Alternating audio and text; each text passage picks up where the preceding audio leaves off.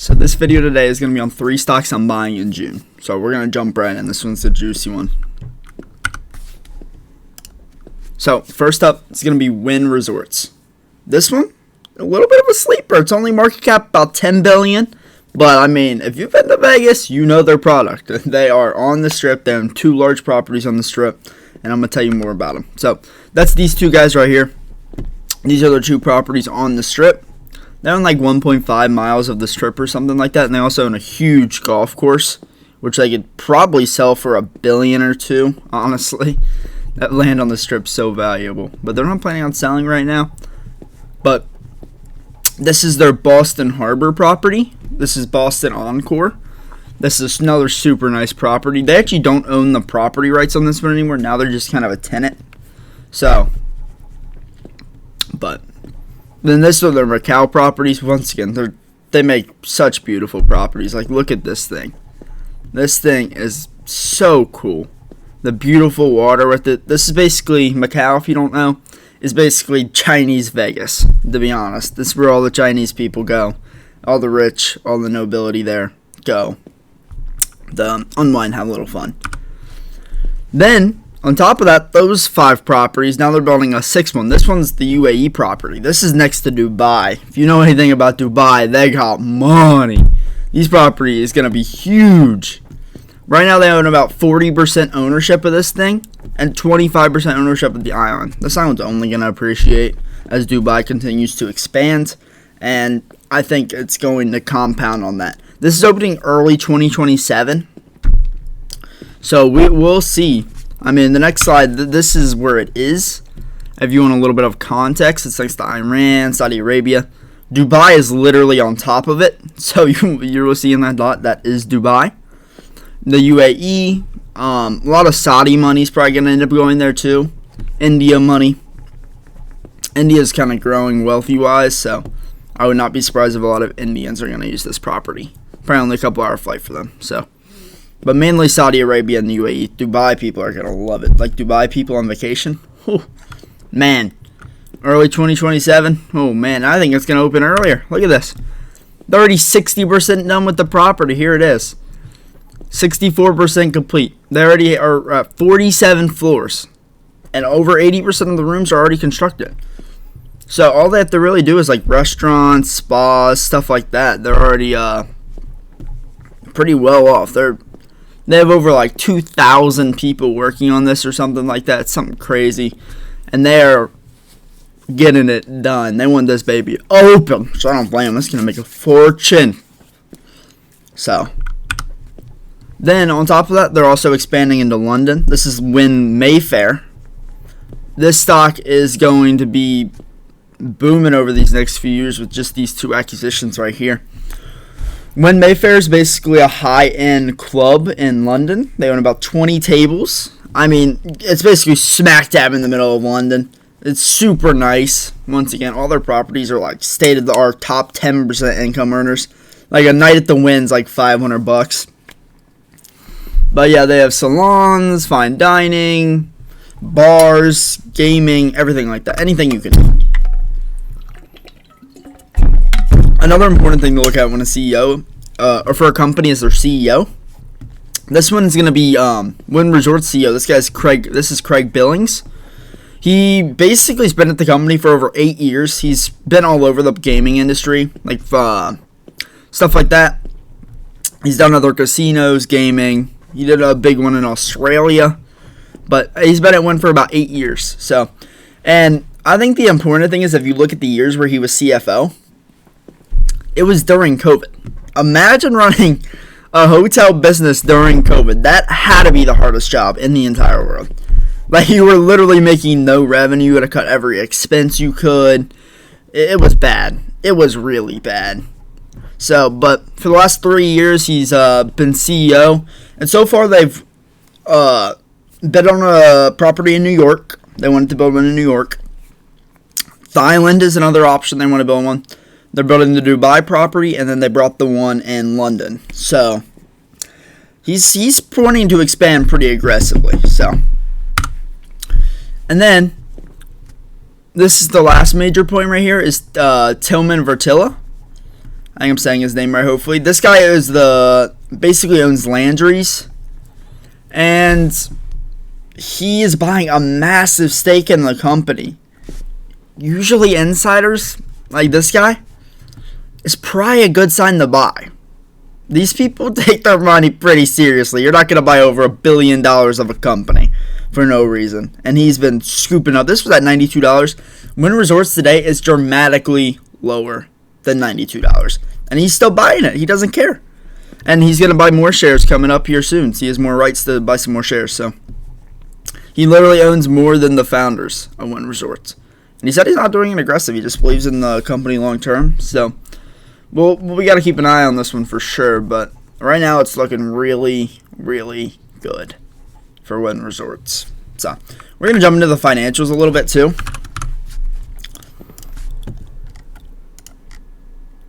Right now they are sitting at about $87. That's what I'm saying.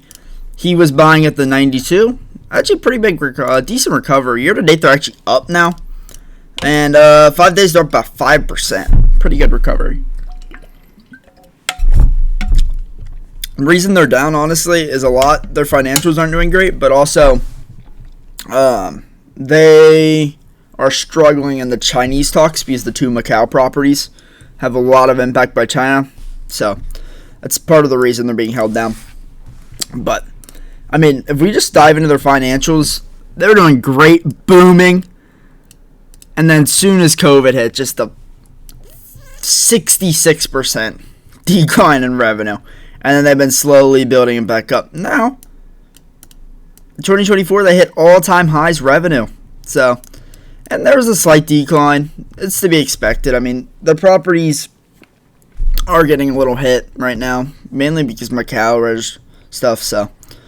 But total revenue is up. Cost of revenue is going to be about $2 billion. So gross profit's $4.7 billion, which is pretty good. Operating income is about $1 billion. So not too bad. Their operating income would be dramatically higher, but they are subtracting depreciation. In reality, their properties are definitely not depreciating. So that's for sure gonna hurt them a little bit on paper, but it's also avoiding taxes, so that's going to be probably considered good. So that's why they do it. Interest expense is pretty manageable. I mean, right now they pay about $663 interest expense, and they're making $4.7 billion in gross profit. So not too worried about that. So right now they're doing about $544 million in net income.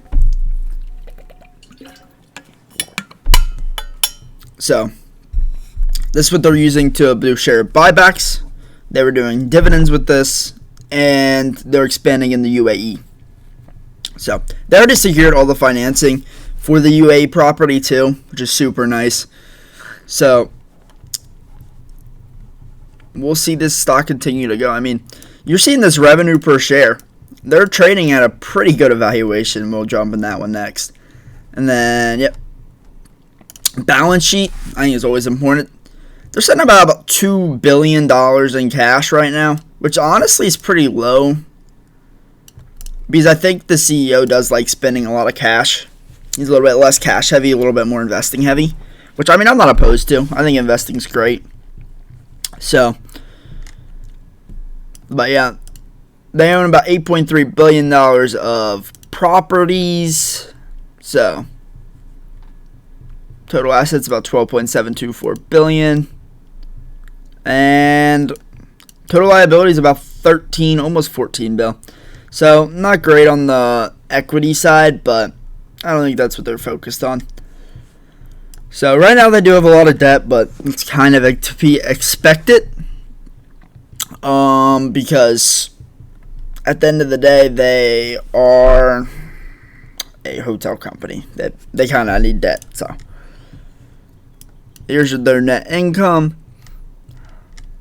Let me see what they're doing. Yep, that's an amazing sign. 0 issued stock. They've only bought stock back, which is pretty great. And their dividend's going to continue to grow and grow and grow. But I would not be surprised if we're able to hit back this number at 566 million, which would be a 5x their dividend. So that would be pretty cool. And yeah, free cash flow per share is about $7, which is pretty good, honestly. I mean, that's pretty decent. So,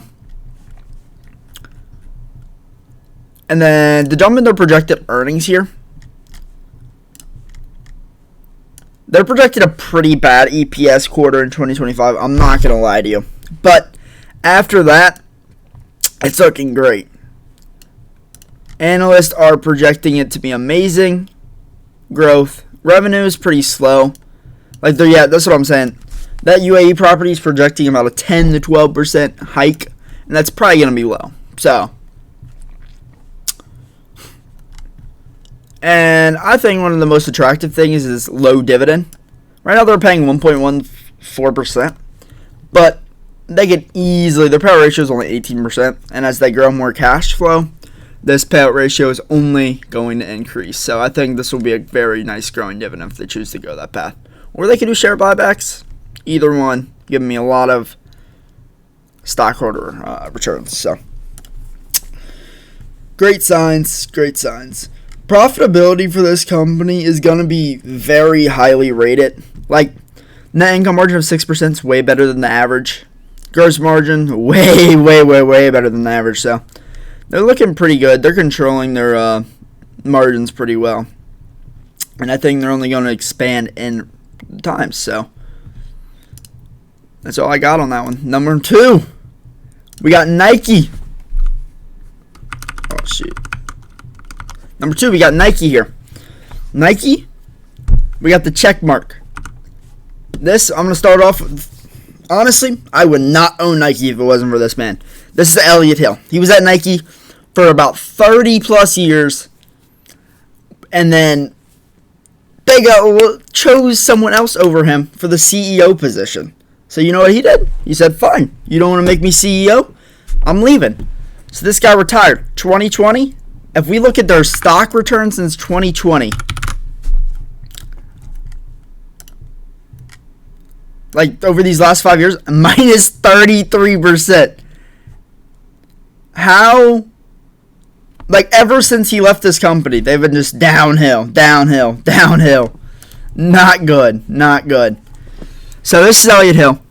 This is he's been here for 32 years, and he's only worked at Nike his entire life. That's a career that I like to see. So they passed up. They put a guy from Service.net there, a consultant. Not something you want to do for a company like this. So he's bringing it back. He's bringing back the work atmosphere. Everyone respects him. He's been there for 30 plus years, and he's a plan. And I'm going to go over the plan today. So first of all, this doesn't even need to be said, but world's strongest brands, Nike's ranked number 2. That already's a good reason to give it some value to it, just because the brand is so strong. Like, if I can go to someone in China, they know Nike. I can go to someone in India, they know Nike. I can go to someone in France, they probably know Nike. America, not even a question, everyone knows Nike. They're the biggest brand in all of North America by far, and it's not really close. So, what is Nike's win now strategy? So, they're going to focus on product innovation. They're going to return to Nike's brand portfolio to relevance. They're doubling down on storytelling. They're going to start cutting costs and rebuilding the retail relationships.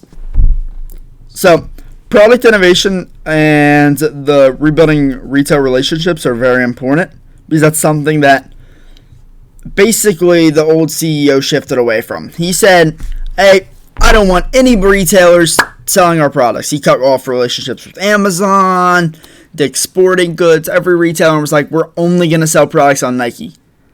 I don't think they realize not everybody's going to buy from the Nike store. A lot of their sales were from foot traffic, and they completely neglected that. So, a huge mistake by the old CEO. So, this is our first plan. They're going to be getting rid of inventory. That's why their EPS is projected to be so bad this next quarter, is because they're just getting rid of all the old inventory. He wants all this crap out of their warehouses. So they're putting massive discounts. So they're doing a 2% decrease in products. And already in this quarter, I would not be surprised if it's like 10% or something crazy. So, yep. But they're literally just liquidating. Yeah, it's going to hurt their margins, to be honest. So we'll see how their margins hold up. But it's not looking great for it. But I think it needs to be done. They're way too bulky on the inventory. And they need to fix that for sure. So that's his first plan. Now his next plan is going to be focusing on running shoes. They've been losing massive market share, and their old CEO just didn't care. He was basically like, well, we're Nike, they'll buy from us. But he didn't continue to innovate. And it's very, very important. You need to innovate your shoes and make sure they're the best running shoes on the market. That's what Nike stands for.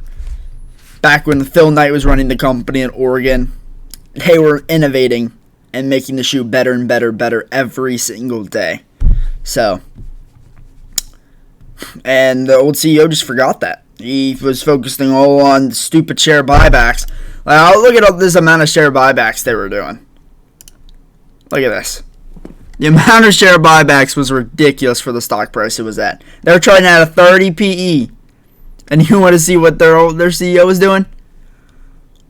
Repurchasing $4 billion of stock every single year. Their stock price was at all-time highs, and they were purchasing $4 billion of shares. That's not what you want to do. Not what you want to do. They should have been investing that in innovation. And also, they go back to this point a little bit. Where is it? All right, they go back to this point. Sorry. They go back to this point. Cutting costs. They have too many employees, according to Elliott Hill, so they're also going to be laying off employees. And they're probably going to start. They're the biggest shoe brand, so they're probably going to start using AI. I'm going to see how they use that to scale. It'll be very interesting. I would not be surprised if they try to use AI to cut some cost. So that would be very, very cool. And also AI may help them innovate too, if they use it right. So, yep. And then his next point is he's getting the old retailers back on the line. He said, sorry, the old CEO was an idiot. We need to get these retailers back on our side. First thing, he already made another deal with Amazon. Amazon is now a complete partner of Nike, which why would you cut off an Amazon that has $500 billion of revenue? You know how many foot traffics you get just from being on Amazon? And you want to cut it off? Ah, man. That was just not smart. Yeah, he's also been working with, like, Macy's, Foot Locker. It'll be Dick's now because Dick's just bought Foot Locker. So, we'll see how that works out. But I think it's only going to benefit Nike. Every store that you go to Dick's, you should be able to see. But, like, Nike used to be displayed first slot every store. So why would they get rid of that? Their space shelf went to brands like Hoka and OK. Like, and then we got this, which I think is going to be a huge opportunity. Nike is back signing athletes. Under their old leadership, he did not see the importance of it. He let Simone Biles walk. He let Tiger Woods walk. He was not signing barely any new athletes. It was not great. And now, we're signing Caitlin Clark for an 8-year deal. She has her own signature brand. And women's WNBA's viewership is almost at like all-time highs right now because of her. She's actually like carrying the WNBA on her back. 1 in 6 tickets are to a Fever game. That is insane. But, yeah. So this should be great. And then this is the first Nike partnership. Nike's never done a partnership before.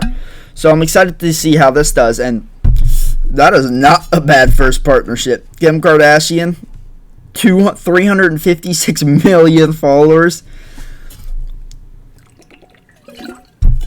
Man, that's crazy. That is a big partnership. That is going to make Nike a lot of money.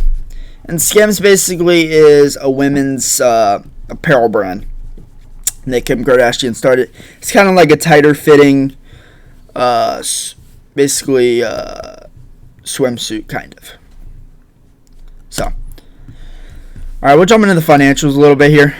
Right now, man, to say Nike's having a bad 1 year would be an understatement. They're getting hit by tariffs.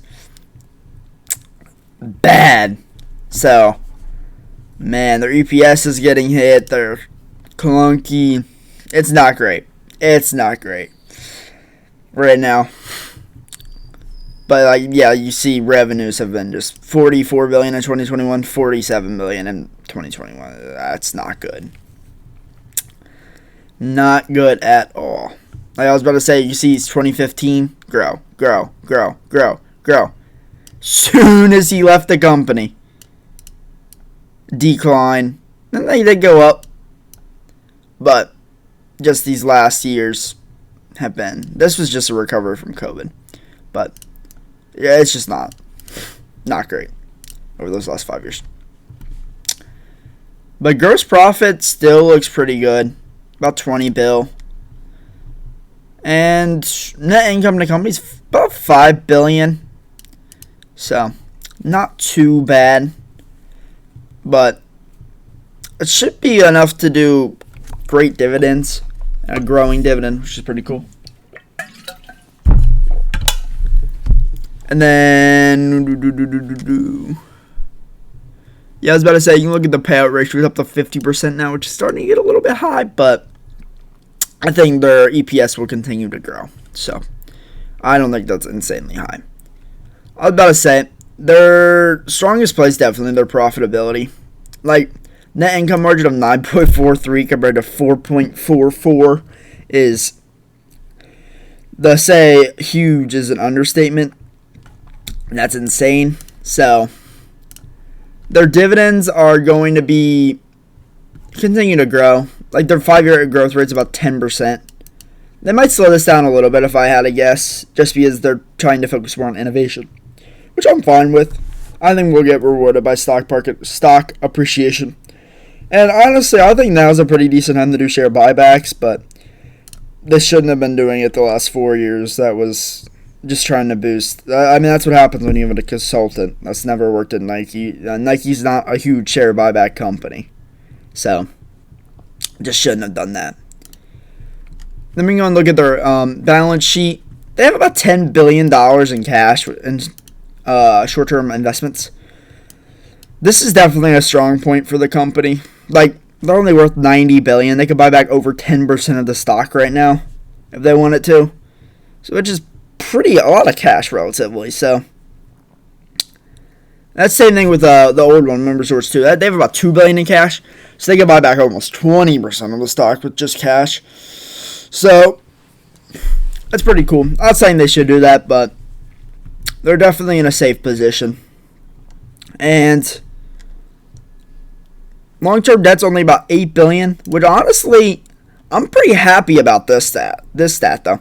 9.4, and it's 8.9, 8.9, 7.9. So they paid off about $1 billion of debt last year, which is, I don't really like. I'm not a huge debt guy, so I actually do like that a lot. I mean, their net debt's still not great, but $1.5 billion is not too shabby. And see, they're already cutting employees too, right here. You can see, which I think is going to be. They're going to be announcing a lot more of those as they continue to cut cost. So this one is going to be their cash flows and their net income. Now, I showed you earlier, the main thing is, man, like, one, they had to issue a lot of debt during COVID, which they probably didn't have to. They could have just ate it. I don't know if they needed to issue that much debt, but I don't know. I mean, it was 2020, so hopefully they got a good interest rate on it. And I was about to say, here we are. Just, once again, just blowing all their money on stock repurchases, honestly. There's not much to it. They're just buying stock left and right. And there's the dividends, paying about 2.2. That's all I'm saying. It's probably about 44% of their net income. Maybe 50%. But I still think they're going to continue to grow this dividend. So I'm pretty excited. Right now I have about 52 shares. And they pay about 40 cents. That's about $20.80 a year. So that's pretty significant. So next up is going to be Google McDougal. This is by far the biggest company that is on this list, to say the least. This is about 2.2 trillion, I think, right now at the moment. They have YouTube. I don't gotta say much about YouTube. Everybody knows YouTube. They have 2.7 billion monthly users. That is insane. And fun fact, they're actually the second most visited website after Google, which they also own. That's crazy. Yep, over 100 companies. That's a crazy stat, too. More than 500 hours of videos are uploaded every minute. That is insane. And then a little bit of Google. Google search and other revenues, about 50 billion. So I was about to say, YouTube's continuing to grow their revenue here too, I forgot to mention. In 2024, they're up to about, that's about 3.5 billion. It's going to continue to grow. It's probably, like right now it's growing at like 12-13% a year. So that's pretty good. Then we have Google search and other revenue. So here's Google search. Everyone knows Google search. They process about 8.5 billion searches per day and about 100,000 searches every second. And 1 billion people use Google search every month. A lot of people. So they make 50.7 million, and that is not even half their revenue. It's coming from Google search, and they're named Google. So that's pretty good. Then they're incorporating Gemini into their products like YouTube and Google, which is very attractive. They 5x their users in a year. Gemini's been popping. And they have about 35 million daily users. And aiming at 500 million by the end of the year. So that's 500 million people that are going to be using Gemini. Soon to be 1 billion. 1/7 of the world's going to be using Gemini. So, crazy.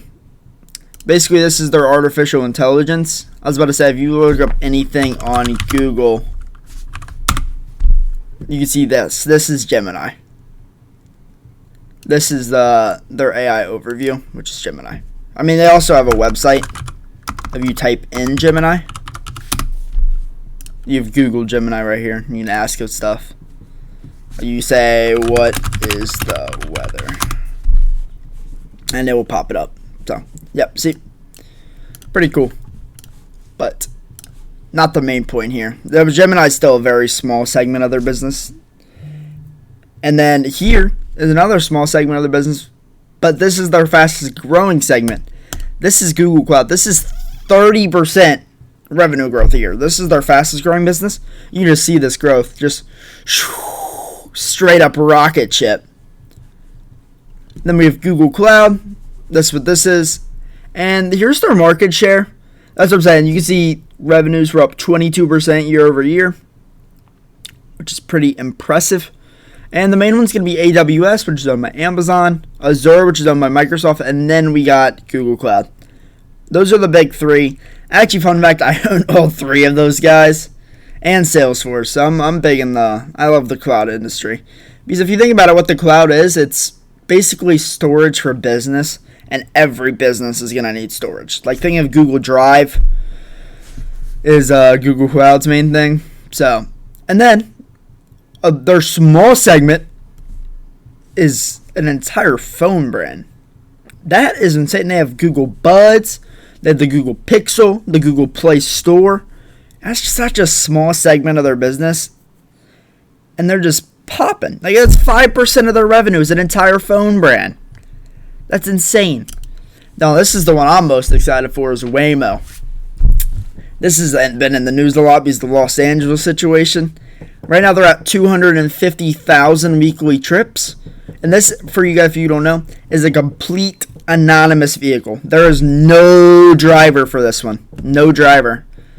So that is pretty cool. And they've actually had really good ratings. Right now they're in Phoenix, San Francisco, Los Angeles. Only 3 cities that they're in. Basically, they use LiDAR technology to map out the entire city to where they know every single road, every single stop sign, every single light. And then it has a lot of sensors in it to fully drive. It's actually it's really safe. And they're doing 250,000 trips a week. And a lot of people are like, man, Robotaxi's going to be huge. Waymo's already doing what Robotaxi is planning to do in the future, but they're doing it now. But, so that's what I'm saying. They're valuing Robotaxi at like $100 billion. I'm like, Waymo's doing what they want to do right now. Like, yes, full self-driving on a Tesla is pretty cool, but Waymo's doing it now, and they're doing it better. And everybody's hyping up all this Robotaxi from Tesla. And man, if I've ever seen a good balance sheet, it would be Google McDougal. This is, like, look at this balance sheet. They have $95 billion in cash and short-term investments. And total debt,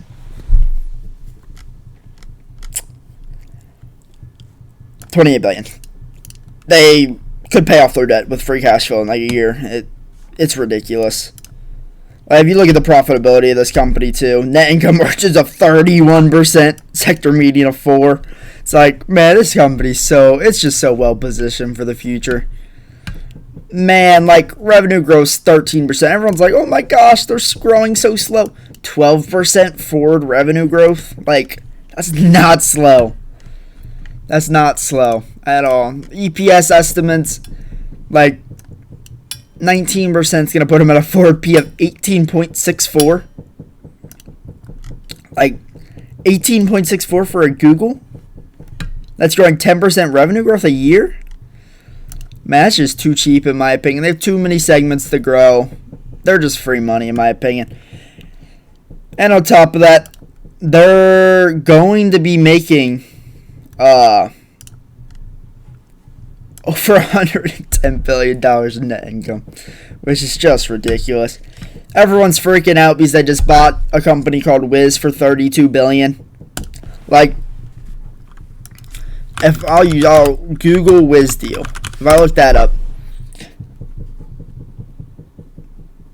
yeah, they're all freaking out about this Google acquisition for $32 billion, but they do $110 billion of net income. This is like pennies to them, just because they want them to do more share buybacks and stuff.